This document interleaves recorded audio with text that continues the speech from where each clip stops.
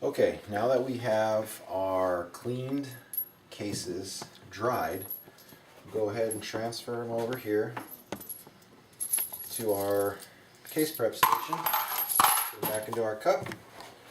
Get that out of the way. Now with this, really simple. Turn it on. Everybody's spinning. I'll go ahead and put them over there.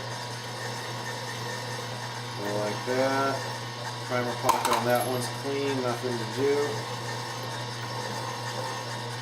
Same with that one. Most of these came out pretty clean. This one got a little bit. Yep, that's good.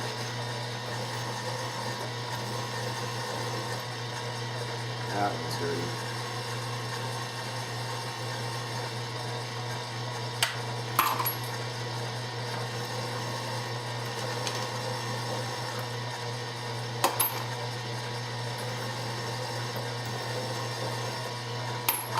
Like I said, this process is much easier with the motorized machine than using the handheld bit, I'll tell you that.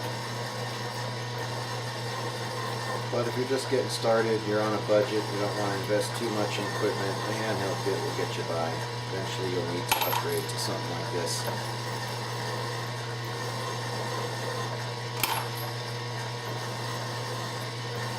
So once we get these prepped, we're basically prepping the case opening for the expander and also for the bullet to slide into the case easier. That one's filthy.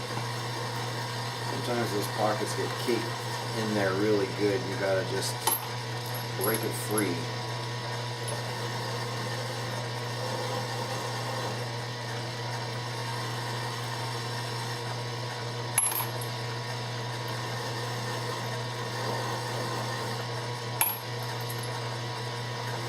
And also during this step, since we're really getting hands-on with the cases, it's another good chance for case inspection. But so far I haven't found anything with these. These things are in great shape. Typically only find problems with stuff I find on the ground. You know, other cases, they've been stepped on, a rock punctured them. I don't have any issues with my guns with bulging. I've heard about problems with 9 and 40 with the bulge, but I don't see it with any of my pistols. So that's something else you can look out for in this stage, because you're going to feel it pretty easily right now if there was a bulge. But all of these cases look to be pretty good shape, especially these nickel-plated ones. When you redo these, they almost look brand new, even better than new. That one's got a little crud in there. Move it around, nice and shiny. One more to go. After this, we're going to move straight into expanding. Doesn't take much to set that up, so we'll go ahead, turn that off, move this out of the way. We're going to get back to our press. So we have our cases. Once again, they've been deprimed, cleaned. Now chamfered, deburred, primer pockets cleaned out. Now we're ready for expanding. Remove our depriming die, insert our expanding die, which has already been set up. I'm not going to demonstrate the setup of the dies because each brand might have slightly different instructions. They come with a detailed set of instructions. Just follow those and you'll be fine. But these, like I said, I explained the lock and load bushing system. Already been set up. Got my shell holder in there. We don't need this anymore. We'll dump out our spent primers. Get this out of the way so you have a better view of what's going on. Go ahead and put the case over here. Start with my pile and we'll go ahead and expand these guys. What you want to do is open up the mouth of the case just enough so the bullet will seat in without being overly tight and you risk stripping the metal off the bullet and creating a higher pressure. We don't want that. But we also don't want the case to be opened up like a bell. All that opening and closing of the case, if you do it exaggerated, will weaken the case and shorten the life of it for sure. So you want to open it just enough so you don't have any problems getting the bullet in. So you can see, you probably won't be able to see it on camera, but you can see a slight little flare and you can feel it just open up, but yeah, you don't want a bell. So that one's good. We got our expander set up just right. Go ahead and knock out these.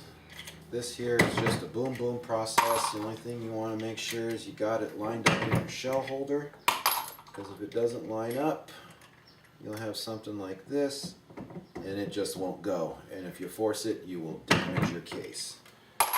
So we'll just go ahead and make sure everyone is seen all the way to the back.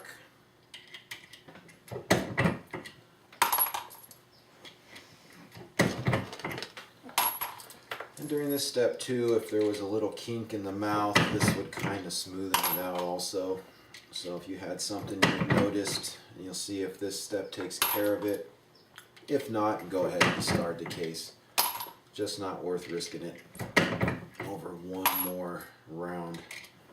Got about 6 or 7 more to go here.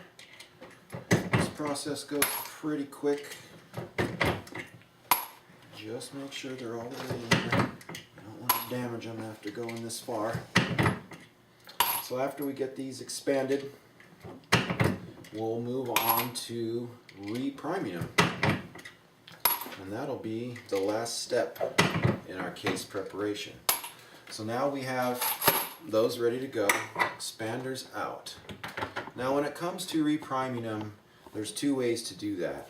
This press came with a little attachment here, a primer feeder. And I'm not sure which stage. I think during the expanding you can have it also re-prime. I've always started off with a handheld tool, just because you don't have to be sitting down at your press when you're doing it. You can take this tool inside and do your re-priming while you're watching TV. Also, I feel that this gives you a little bit more touch. You don't want to force the primers in and crush them. Sometimes they might come in upside down, and with this you won't feel it. You won't be able to feel, you know, that you're going too far unless you've probably gone too far and they've already gotten a little smushed. So I've always preferred this method.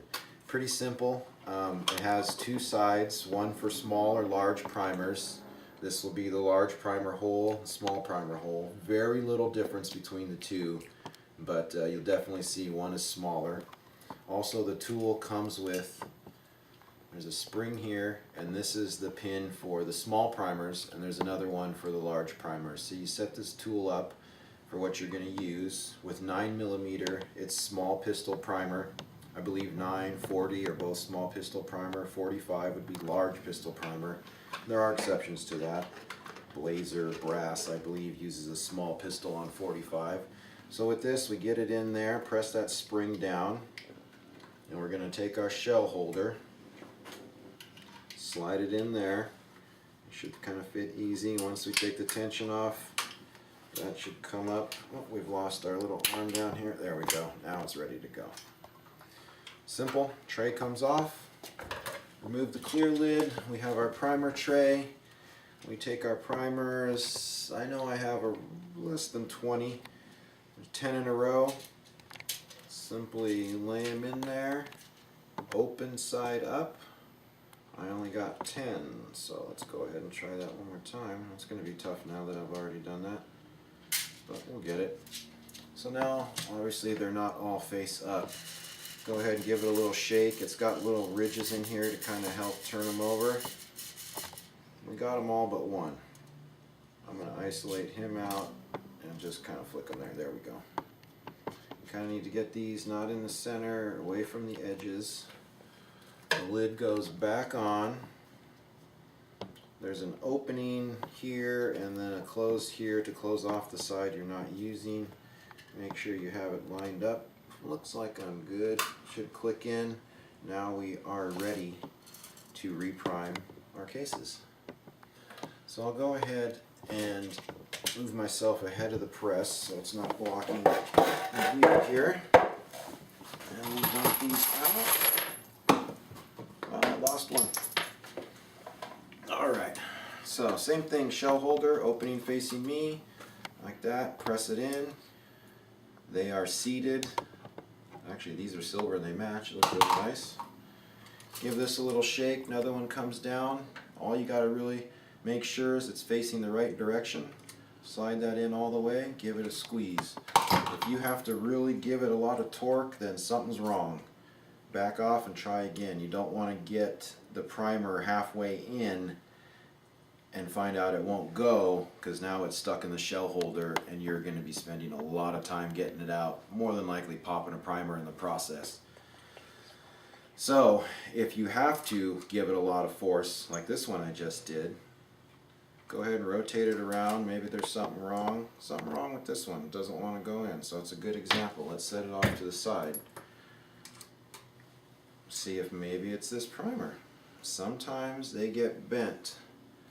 That one's got a little, doesn't seem to be assembled properly. Let's go ahead, try the next one. There we go. That went right in.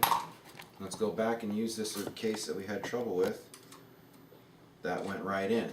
So that's a good example that we had that right there. Took a lot of effort. There's a little something wrong with the anvil inside this primer.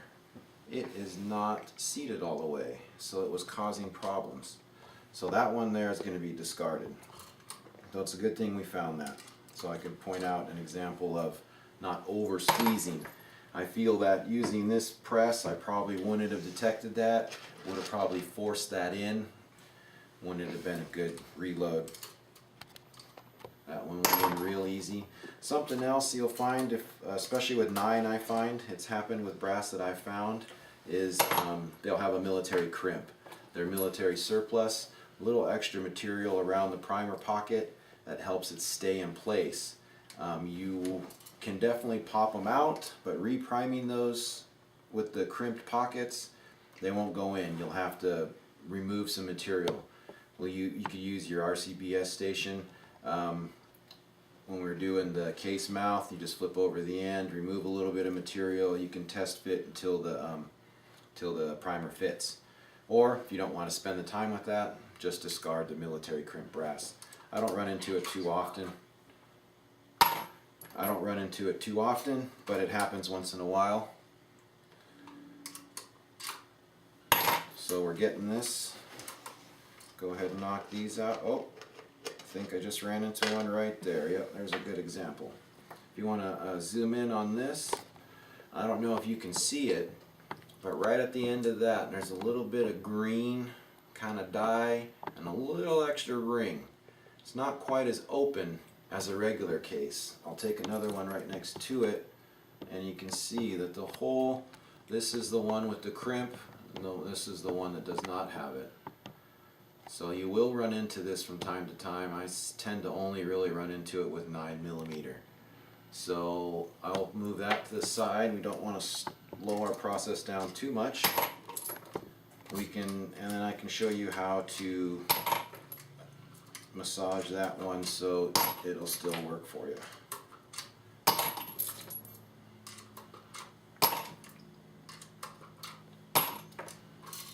Nice easy process. Just kind of got to keep your eye on it. Just make sure, especially with those small primers, they tend to, or they can get turned upside down. Alright, we are one short because we had a defective one. Actually 2 short. Go ahead and get 2 more out of here. And I'll just do this by hand. Just drop it in there. I'm going to reopen it. That's our one that's good to go.